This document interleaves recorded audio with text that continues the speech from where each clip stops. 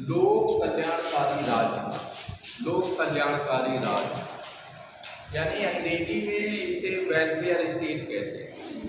आप देखें कि जो लोक कल्याणकारी राज्य है, इसकी अवधारणा का जन्म कहाँ से हुआ? जो लोक कल्याणकारी राज्य है, इसकी अवधारणा का जन्म जो है ब्रिटेन से हुआ है ना। ब्रिटेन में एक विचारक है जिसका नाम है Bentham.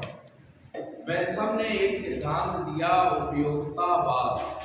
You will have to note down also, आप लोग लिख भी सकते हैं कि बेंथम जो विचारक था उसने उपयोगितावाद का सिद्धांत दिया। और उपयोगितावादी ये जो सिद्धांत है, जिसका मेन मोटिव है कि अधिकतम लोगों के लिए अधिकतम सुख की का सिद्धांत, अधिकतम लोगों के लिए अधिकतम सुख का सिद्धांत। तो हम आप देखते हैं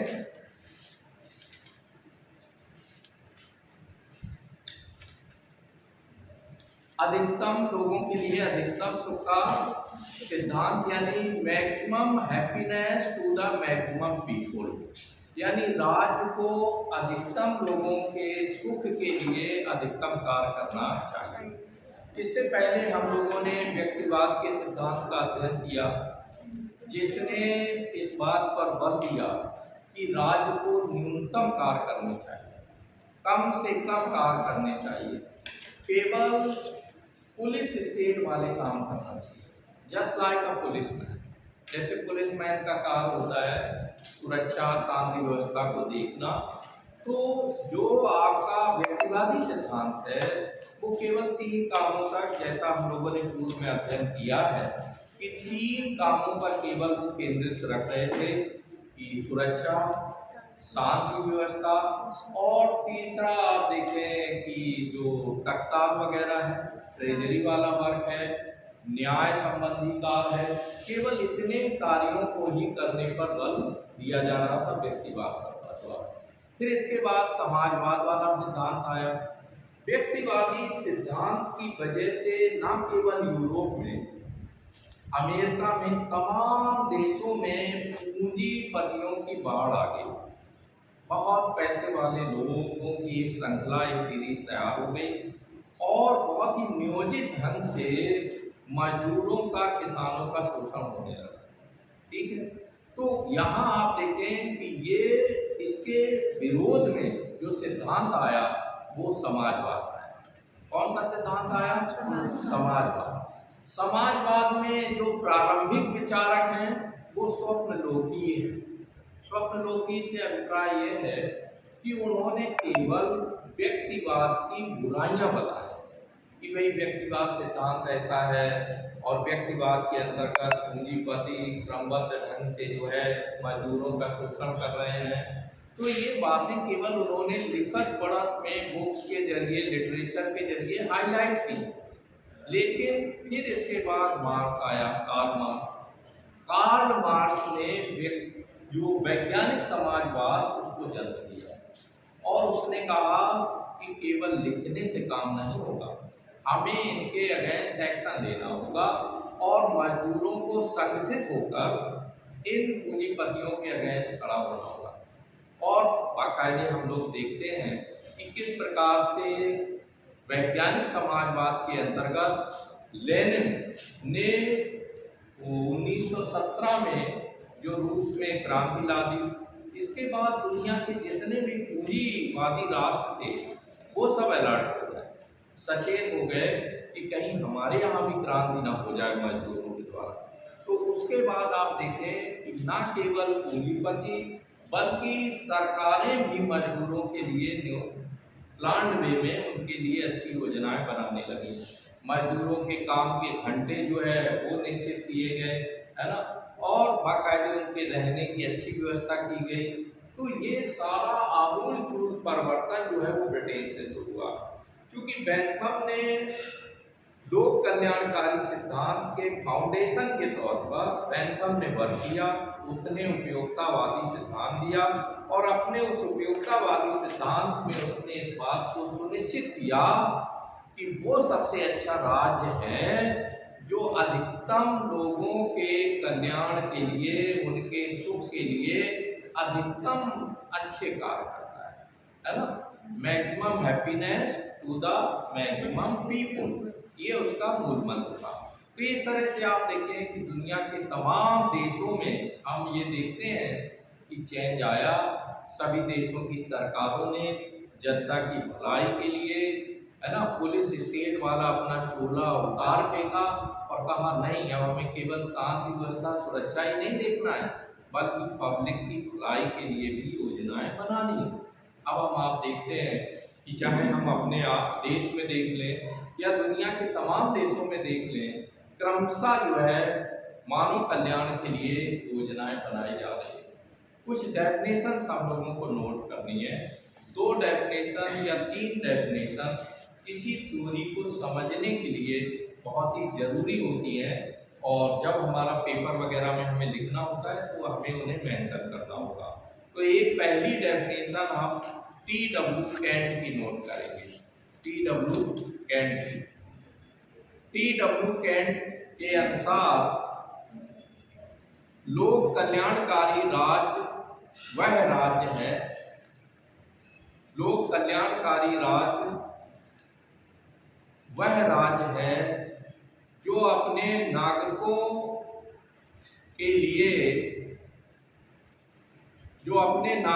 के लिए दूरगामी सामाजिक सेवाओं की व्यवस्था करता है, दूरगामी सामाजिक सेवाओं की व्यवस्था करता है। इसके बाद दूसरा विचारक प्रोफेसर लॉस्की, प्रोफेसर लॉस्की के अनुसार कल्याणकारी राज्य लोगों का वह संगठन है, कल्याणकारी राज्य लोगों का वह संगठन है जिसमें कि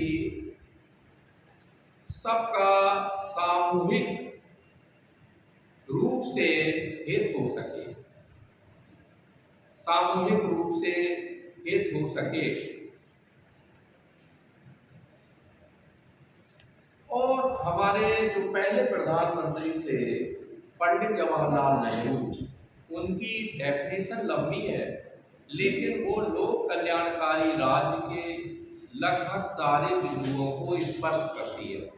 तो पंडित जवाहरलाल नेहरू के अनुसार नोट कर लें एक डेफिनेशन और, लोक कल्याणकारी राज्य वह राज्य है, लोक कल्याणकारी राज्य वह राज्य है जो सबके लिए समान अवसर प्रदान करता है, जो सबके लिए समान अवसर प्रदान करता है,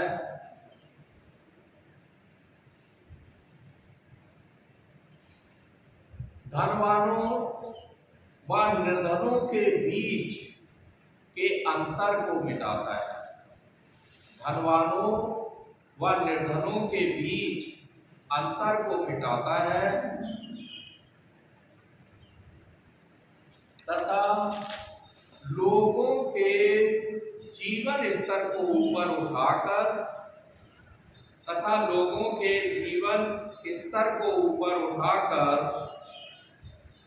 उनके सुख और समृद्धि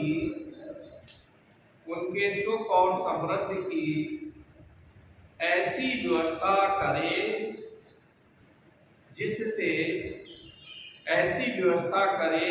जिससे अधिकांश लोग सुख एवं शांति का अनुभव करें, अधिकांश लोग सुख एवं शांति का अनुभव करें। अब हम आप देखेंगे कि इन डेफिनेशंस के आधार पर विशेषताएं निकलेंगी, और मेनली हमें ये देखना है कि क्या ये लोक कल्याणकारी राज्य की परिकल्पना ये आधुनिक है या प्राचीन काल में, इन द एंशिएंट टाइम में या मध्यकाल में भी ये व्यवस्था पाई जा रही है। तो हम आप देखते हैं कि प्राचीन काल में लोक कल्याण कल्याणकारी राज्य का जो सपना है वो बाकायदे हमारे अगर अपने देश में देखें तो कौटिल्य ने अपने अर्थशास्त्र में लिखा है कि राजा का धर्म है कि वो प्रजा का पुत्रवत पालन करे। अब जब पुत्रवत पालन करेगा राजा तो ऐसी कंडीशन में तो ओवरऑल वर्क करेगा पब्लिक की वेलफेयर के लिए। जैसे एक पिता अपने पुत्र का ऑलराउंड डेवलपमेंट चाहता है, तो यहाँ आप देखें मनु ने मनु संहिता में भी यही बात लिखी और साथ ही साथ कौटिल्य ने अर्थशास्त्र में भी इस बात को लिखा है कि राजा को प्रजा का पुत्रवत पालन करना चाहिए। इसके अलावा आप देखें प्राचीन काल के जब हम थिंकर्स को देखते हैं तो बाकायदे आप प्लेटो को देखें, प्लेटो ने भी लोक कल्याणकारी कंसेप्ट को उस समय आगे बढ़ाया कि राज्य को जनता के कल्याण के लिए वर्क करना चाहिए।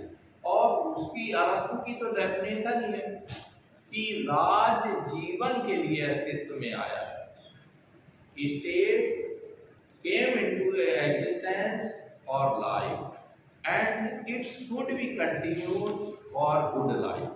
राज्य किसके लिए अस्तित्व में आया है? जीवन के लिए अस्तित्व में आया है और सद जीवन की प्राप्ति के लिए राज्य को बराबर कार्य करते रहना। ठीक है भाई, तो आप देखें इस तरह से जो प्लेटो और अरस्तु की थिंकिंग है, उनकी जो विचारधारा है, आइडियोलॉजी है, वो ये दिखाती है कि प्राचीन काल में भी लोक कल्याण का कंसेप्ट था, है ना। इसके अलावा ग्रीन को हम लोग देखें, लास्की के चिंतन को, इन सभी ने भी बराबर जो है इस बात पर बल दिया। मध्यकाल में भी आधुनिक काल में सभी विचारकों ने बल दिया है कि राज्य का मोटिव केवल शांति व्यवस्था सुरक्षा ही नहीं देखना है, बल्कि पब्लिक के कल्याण के लिए अधिकतम कार्य करना है। तो अब हम आप आगे बढ़ते हैं और इसमें ये पाते हैं कि कुछ चीज़ें जिनको हमें और नोट करना है कि इसकी विशेषताएं क्या है। विशेषताएं जो हमने अभी परिभाषाएं लिखी हैं तो जाहिर है हमें कंठस्थ नहीं करना है, उनके हमें पॉइंट्स निकालना है ना। तो इसमें आप देखें इसके कारण क्या है। ये जो विचारधारा लोक कल्याणकारी जो विचारधारा आई है तो इसके उत्पत्ति के पीछे कारण कौन से हैं, तो कारण आपको नोट करने हैं, इसके बाद बाकी हम इसको व्याख्या में लेंगे। पहला कारण है व्यक्तिवाद के विरुद्ध प्रतिक्रिया। व्यक्तिवाद के विरुद्ध प्रतिक्रिया के कारण लोक कल्याणकारी सिद्धांत अस्तित्व में आया। व्यक्तिवाद के विरुद्ध प्रतिक्रिया के कारण, व्यक्तिवाद के विरुद्ध प्रतिक्रिया के कारण आया। दूसरा, समाजवादी विचारों तथा आंदोलनों का अभ्युदय हुआ। समाजवादी विचारों तथा आंदोलनों का अभ्युदय हुआ।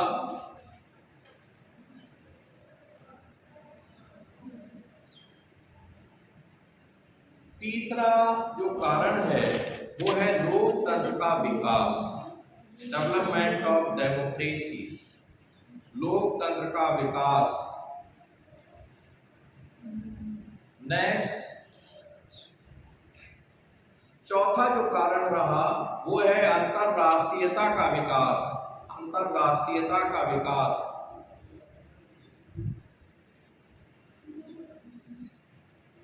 ठीक है, तो इसमें पहला पॉइंट हम लोगों ने क्या नोट किया है, तो हम आपने देखा कि जो व्यक्तिवादी जो विचारधारा थी वो पूरी तरह से पूंजीपतियों को संरक्षण प्रदान कर रहे हैं। किनको? हाँ, कि राज नामक संस्था को यानी पूंजीपतियों के बीच में नहीं आना चाहिए। व्यक्तिगत विकास वो लोग कर रहे हैं, पूंजीपति बन रहे हैं, पैसे वाले बन रहे हैं, उन्हें बनते रहना चाहिए। राज्य को यहाँ पर व्यापारी की भूमिका में नहीं आना चाहिए, उद्योगों में हस्तक्षेप नहीं करना चाहिए। तो आप देखें व्यक्तिवादी जो विचारधारा थी वो केवल कैपिटलिस्ट या पूंजीपतियों के फेवर में थी।